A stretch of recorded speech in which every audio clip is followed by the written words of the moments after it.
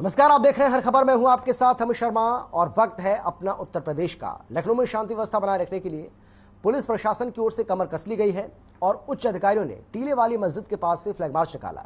इस flag march में कई थानों की पुलिस शामिल हुई, साथ ही इसमें आईपीएस, एडीसीपी सोमेन वर्मा और एसीपी चिरंजीव नाथ भी शामिल हुए। उन्होंने लोगों से अपील की है कि क्षेत्र में शांति बनाए रखें और अफवाहों पर ध्यान न दें।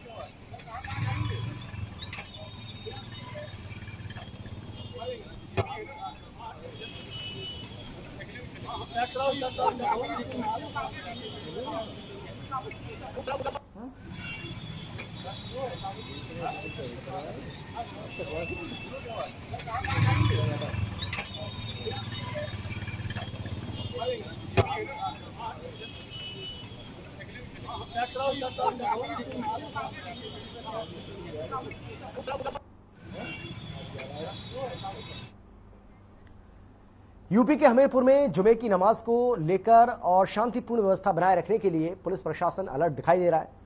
पुलिस बल के साथ ही मौदाहा कस्बे में फ्लैग मार्च निकाला गया। इस दौरान जिले के आला अधिकारी मौजूद रहे। डीएम और एसपी ने हमीरपुर में नमाज को लेकर लोगों को शांति बनाए रखने की अपील भी की है, साथ ही लोगों को जगह जगह पर जागरूक भी किया। वहीं मौदाहा कस्बा में ड्रोन कैमरे से चारों ओर नजर रखी जा रही है और संवेदनशील इलाकों पर भारी पुलिस बल को तैनात किया गया।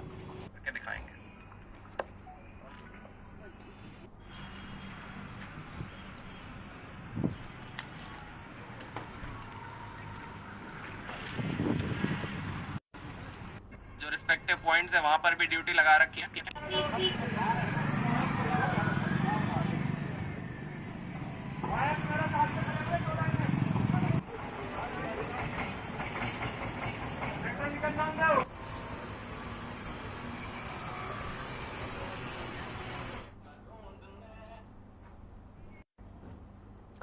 और अब खबर है मथुरा से, जहां आगामी शुक्रवार को जुमे की नमाज पर डॉक्टर गौरव ग्रोवर ने अपील की है। जनपद में धारा 144 लगी है और अगर कोई भी अराजक तत्व कानून का उल्लंघन करेगा तो उसके खिलाफ सख्त से सख्त कार्रवाई की जाएगी। इस मामले पर पुलिस प्रशासन पूरी तरह से सख्त है।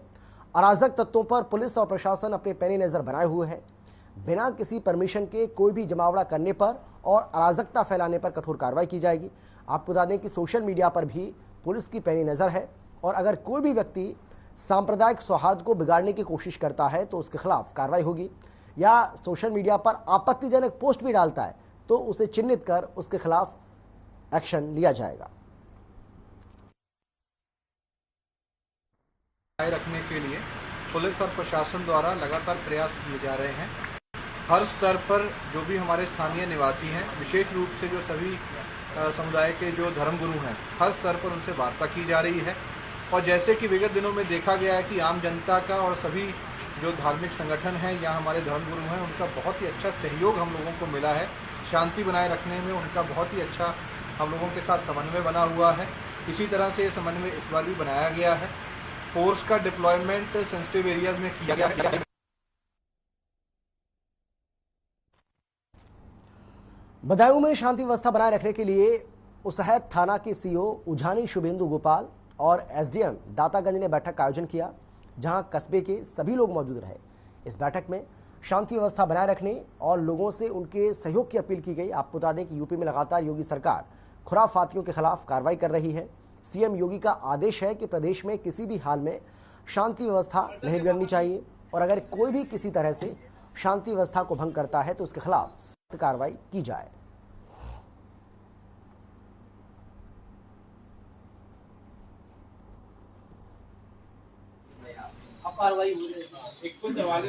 थाना उसहद में मैंने एसडीएम दातागंज में थाना अध्यक्ष उसहद इन तीनों ने मीटिंग करी हुई है। ये पीस कमेटी की मीटिंग है अमन शांति के लिए, जो कि जैसा कि माहौल चल रहा है राज्य में, उस संबंध में जो यहाँ के लोकल मौलाना है, मौलवी हैं, इमाम हैं, उनके साथ में पीस कमेटी की मीटिंग करी गई है। उनको निर्देशित किया है जो भी शासन की मंशा है, शासन की तरफ से निर्देश निर्गत किए गए हैं कि लाउड स्पीकर के संबंध में और जिले में धारा 144 लगी हुई है और अन्य परमिशन के लिए जो भी शासनिक दिशा निर्देश हैं उस संबंध में इनको अवगत कराया गया है कि ये लोग आगामी नमाज जो होने वाली उस संबंध में अपनी शांतिपूर्वक व्यवस्था कायम करें और हमारी तरफ से पूरी सुरक्षा इनको प्रदान की।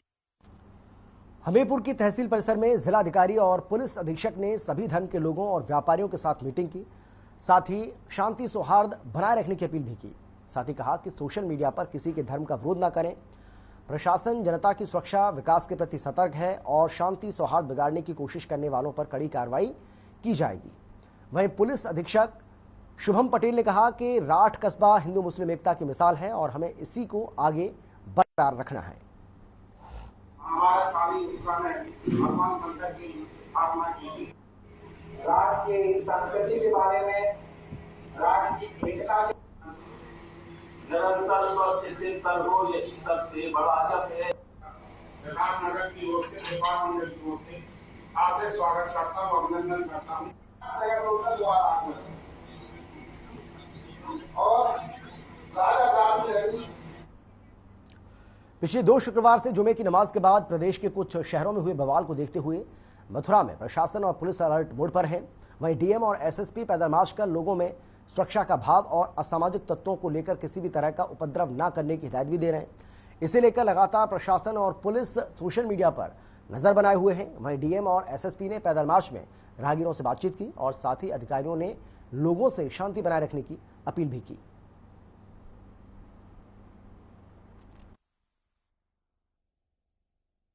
जनपद में इस समय पर धारा 144 लागू है, जैसा कि आप सभी लोग अवगत हैं, और आगे भी जैसी जैसी स्थितियां आएंगी उस हिसाब से इसकी एक्सटेंशन की जाएगी। फिलहाल कोई भी प्रदर्शन, कोई भी जमावड़ा 5 लोगों से ज्यादा बिना अनुमति के नहीं किया जा सकता है और इसी संबंध में जनपद में शांति व्यवस्था बनी रहे, इसके लिए आज थाना कोतवाली और थाना गोविंद नगर के क्षेत्र में हमारे और कप्तान साहब के द्वारा सभी पुलिस फोर्स के साथ जनता के बीच में फुट पेट्रोलिंग की गई। देखिए, विगत कुछ दिनों से हमारे द्वारा जो अपना सोशल मीडिया सेल है पुलिस का और प्रशासन का, उसमें 24 घंटे की शिफ्टवार ड्यूटी लगाई गई है।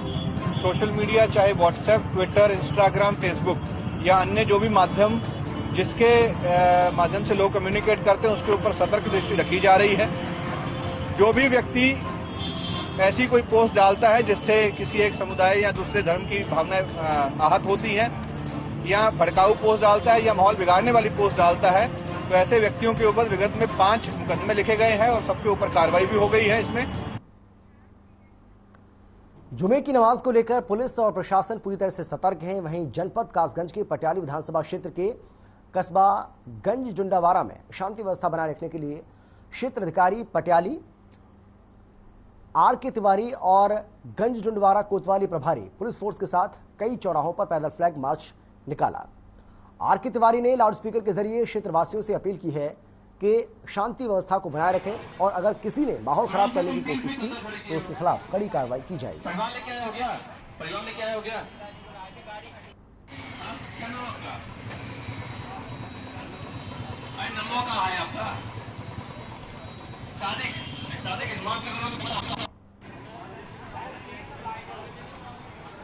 से तुम 3 फीट अंदर खड़े किए हो, परिवार लेके आए हो क्या? परिवार लेके आए हो क्या? पीलीभीत में कानून और शांति व्यवस्था बनाए रखने के लिए पीस कमेटी की बैठक हुई है, जिसकी अध्यक्षता डीएम पुलकित खरे ने की। इस दौरान बैठक में आए विभिन्न धर्मों के धर्मगुरु और लोगों से बातचीत करते हुए उन्होंने सभी से शांति व्यवस्था बनाए रखने की अपील भी की है। उन्होंने कहा है कि सोशल मीडिया पर किसी भी प्रकार की आपत्तिजनक पोस्ट मिलती है तो तत्काल प्रशासन को अवगत कराएं। साथ ही कहा कि कानून सभी के लिए एक समान है और कोई भी किसी भी धर्म को ठेस पहुंचाएगा तो उसके खिलाफ कठोर कार्रवाई की जाएगी। इतना ही नहीं, उन्होंने लोगों से आपसी प्रेम और गंगा जमुना तहजीब बनाए रखने में पूर्ण सहयोग की अपील भी की।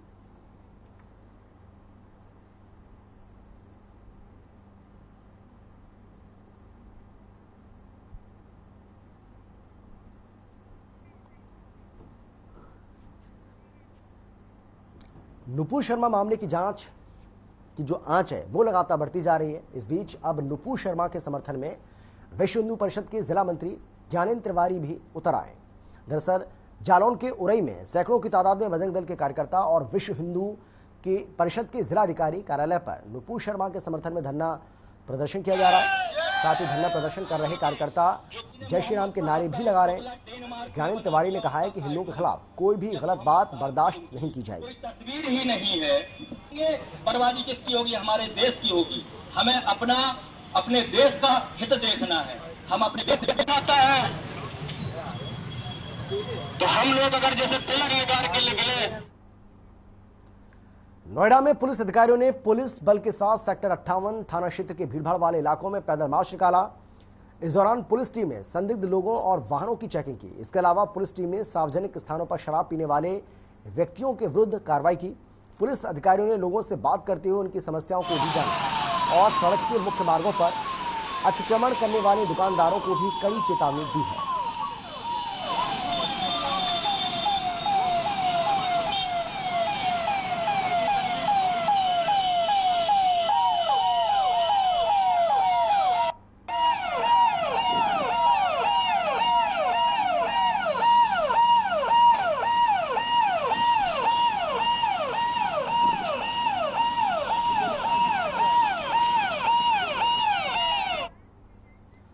और खबर है कुशीनगर से, जहां आंगनवाड़ी केंद्रों में आधारभूत संरचना के विकास के लिए कलेक्ट्रेट सभागार में अधिकारियों की बैठक हुई है। इस बैठक की अध्यक्षता जिलाधिकारी एस राजलिंगम ने की। इस दौरान उन्होंने अधिकारियों को संरचना के विकास पर आवश्यक रूप से ध्यान देने का निर्देश भी जारी किया। साथ ही उन्होंने कहा कि राष्ट्रीय शिक्षा नीति के तहत अर्ली चाइल्डहुड एजुकेशन पर भी आंगनबाड़ी केंद्रों पर उपलब्ध हो, क्योंकि पोषण के साथ साथ पढ़ाई और शिक्षा भी जरूरी है। साथ ही उन्होंने आंगनबाड़ी केंद्रों पर शिक्षा संबंधित खिलौनों को उपलब्ध करवाने के निर्देश भी जारी किए। इसलिए कह रहा हूँ, इंफ्रास्ट्रक्चर हो गया, एजुकेशन के पॉइंट ऑफ व्यू से भी आप देख लीजिए। सबसे इम्पोर्टेंट जो है कुपोषित बच्चों का, कुपोषण 2 प्रकार का कर लीजिए। हर महीने आपका आंकड़ा तो कर दिया। वीरांगना लक्ष्मीबाई की पुण्यतिथि के मौके पर जालौन पहुंची कलश यात्रा का भव्य स्वागत किया गया। इस यात्रा में रानी लक्ष्मीबाई के कई रूपों को दर्शाया गया। वहीं आयोजित कार्यक्रम में मनमोहक प्रस्तुतियां भी दी गई। आपको बता दें कि रानी लक्ष्मीबाई की पुण्यतिथि 18 जून को मनाई जाएगी, जिसको लेकर रानी लक्ष्मीबाई रज कलश यात्रा निकाली जा रही है, जिसमें रानी लक्ष्मीबाई की वीरता से जुड़े जगहों से मिट्टी लाई जा रही है, जो कि 18 जून को झांसी में मुख्यमंत्री योगी आदित्यनाथ को सौंपी जाएगी। ये यात्रा जालौन के कोच, चुरखी और कालपी होते हुए ग्वालियर जाएगी, जिसके बाद झांसी में यात्रा का समापन किया जाएगा।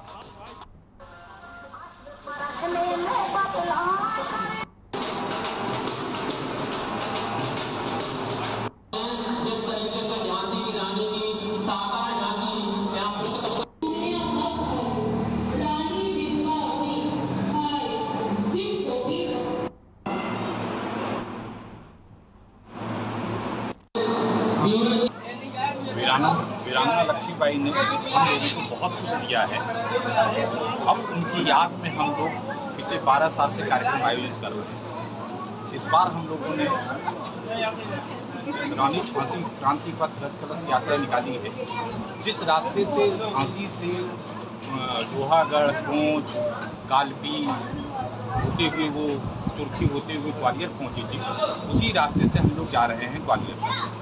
कल हम लोगों का कार्यक्रम वहाँ से उनके बलिदान स्थली से रज इकट्ठा करेंगे और उसके बाद उस रज को लेकर वापस कल शाम को झांसी।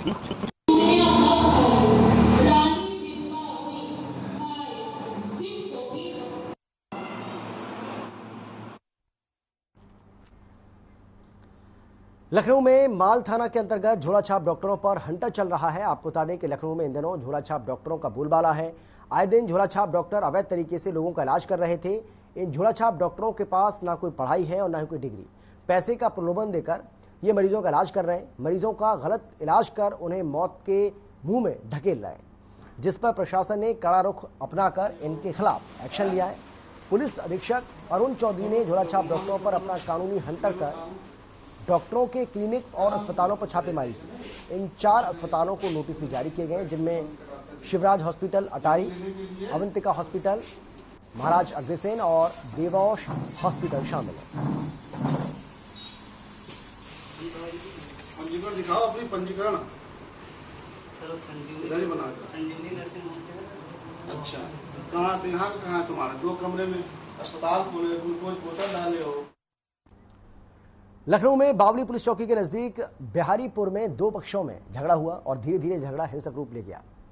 दरअसल एक परिवार के किराए के मकान में रहता है और जिस मकान में यह परिवार रहता है उस मकान मालिक से सामने रह रहे एक युवक का झगड़ा है, जो कि पेशे से एक वकील है और पुरानी रंजिश का यह मामला है। इसीलिए किराएदार से वकील मारपीट की, घर में घुसकर बहन और भाई को चाकू मार दिया, जिसके बाद आनंद फानन में अस्पताल में पीड़ित को भर्ती कराया गया।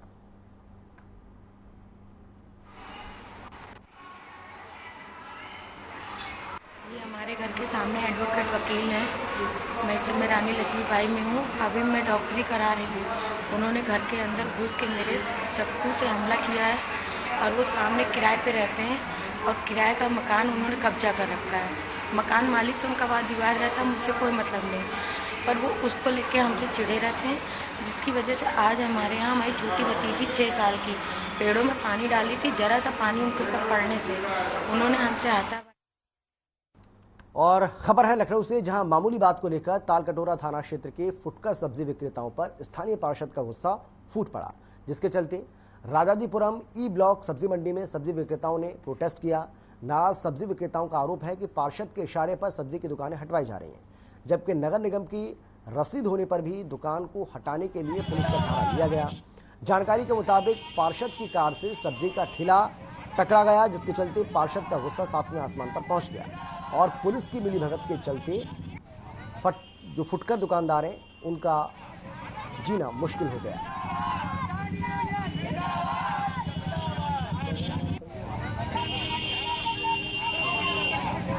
कल एक पार्षद प्रतिनिधि की गाड़ी इधर से निकल रही थी, एक ठेला छू गया उनसे, जिसके बाद यहाँ के किसान, सब्जी मंडी के जितने भी गरीब लोग हैं उनकी दुकानों को जबरन हटा दिया गया। सूचना भी नहीं दी गई, सबकी सब्जी बेकार हो गई। आज की हजारों रुपए की सब्जियां बेकार हुई हैं। ये सब्जियां लाखों रुपए की सब्जियां बेकार हुई हैं। ये सब्जियां किसके दरवाजे पे डाली जाए?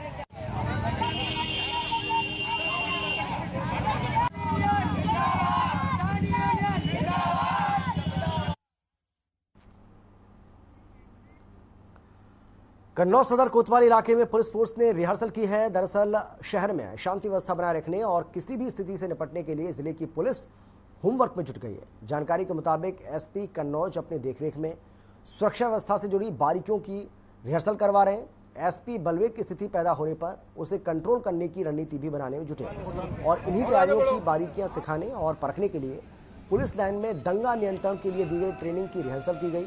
वह रिहर्सल में जिले के सभी थानेदारों को उनकी भूमिका के बारे में बताया गया।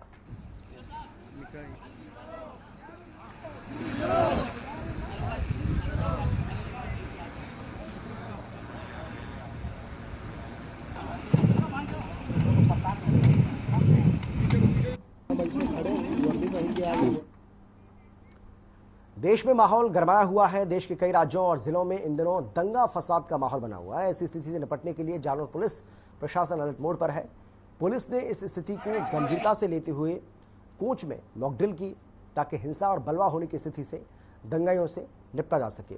इस मॉकड्रिल में कोच एसडीएम कृष्ण कुमार सहित कोच कोतवाली का पुलिस बल मौजूद रहा।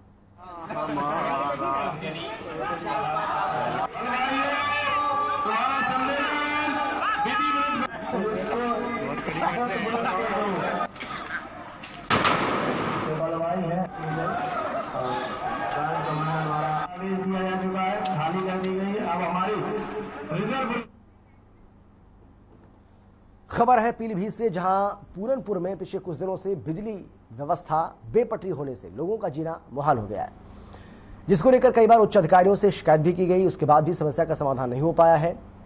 आपको बता दें कि तहसील परिसर में प्रगतिशील अधिवक्ता एसोसिएशन ने पहुंचकर पूरनपुर उप जिलाधिकारी से समस्या के समाधान कराने की मांग की, जिस पर उप जिलाधिकारी ने पूरनपुर विद्युत विभाग के एक्सीएन अरविंद कुमार और एसडीओ संजीव कनौजिया को बुलाया और समस्या के समाधान कराने की बात भी कही। इस पर नाराज प्रगतिशील अधिवक्ता संघ ने जमकर विद्युत विभाग के अधिकारियों के खिलाफ नारेबाजी की।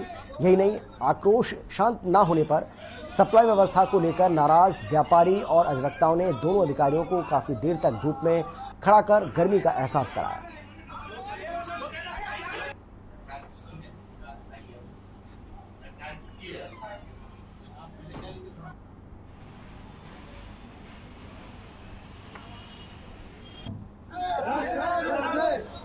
ये एसडीओ द्वारा वार्तालाप हुई थी। हमारे यहाँ ट्रांसफार्मर जो है वो फूकने की कगार पर था, उसमें चिंगारी निकल गई, तो उसके बारे में हमने उनको सूचना दी। उसके 10 मिनट बाद भी लाइट बंद नहीं की गई वहाँ से।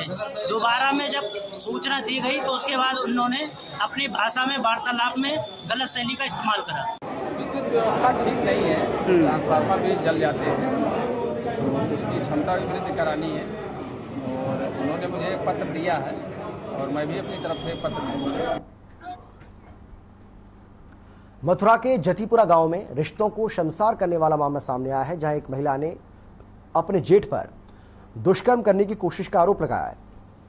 पीड़िता ने बताया कि उसके जेठ रामू ने देर रात महिला के साथ दुष्कर्म करने की कोशिश की है और जब महिला ने इसका विरोध किया, परिजनों को मामले की जानकारी दी तो परिजनों ने उल्टा ही महिला के साथ मारपीट कर डाली, जिससे महिला को गंभीर चोटें आईं। वहीं अब पीड़ित न्याय की गुहार लगाने थाना गोवर्धन पहुंची, जहां पुलिस ने महिला की तहरीर के आधार पर मुकदमा दर्ज कर महिला को मेडिकल करवाने के लिए अस्पताल में भेज दिया है और मामले की जांच में जुट गई है।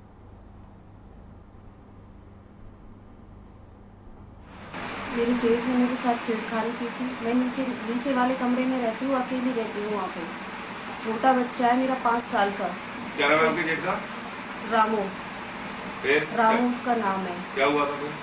मैं अकेली सो रही थी नीचे, रात को 11 बज रहे थे। 11 बजे की बात है जी, इसने आके मुझे पकड़ा तो उससे ये खोसा लग गए थे हाथ पैरों में। मुझे अपने आप को बचाने की कोशिश करी मैंने, तभी मेरा बेटा जग गया तो ये वहाँ से पीछे वाले मकान में भाग गया। धमकी मुझे देके गया था मारने की। तो मैंने सुबह अपनी सास को बताया तो ये ऊपर से सुन रहा था, मुझे पता नहीं था। इसने आके मुझे थप्पड़ मारा, लड़कियों को भी आगे कर दिया। एक लड़की ने गला दबाया, एक ने बाल पकड़े, लड़के ने पीछे से मुझे लात मारी थी तो मैं जाने लगी। लड़के का नाम क्या है? पीयूष। लड़की का नाम था, एक का नाम था माधुरी, एक का नाम था गुंजन। जब मैं वहाँ रिपोर्ट लिखाने जाने लगी तो रास्ते में आके इसने गाली दी, बहुत गंदी गंदी गाली दी। फिर मैं वहाँ से के घर में डर के मारे घुस के जा नहीं पाई थी। फिर मैंने मथुरा से कंप्लेंट की थी। और अब खबर है बदायूं से, जहां दातागंज थाना क्षेत्र के गांव में संदिग्ध परिस्थितियों में पेड़ से युवक का शव लटका मिला। युवक का शव मिलने से गांव में सनसनी फैल गई। जैसे ही परिवार वालों को इस घटना की सूचना मिली, कोहराम मच गया। परिवार वालों ने इस घटना पर हत्या की आशंका जताई है। आनंद फानन में परिवार वालों ने घटना की सूचना पुलिस को दी। पुलिस मामले की छानबीन कर तफ्तीश में जुट गई है। बाना या धागा है गमछा वाला? कौन मरेल लाएगी?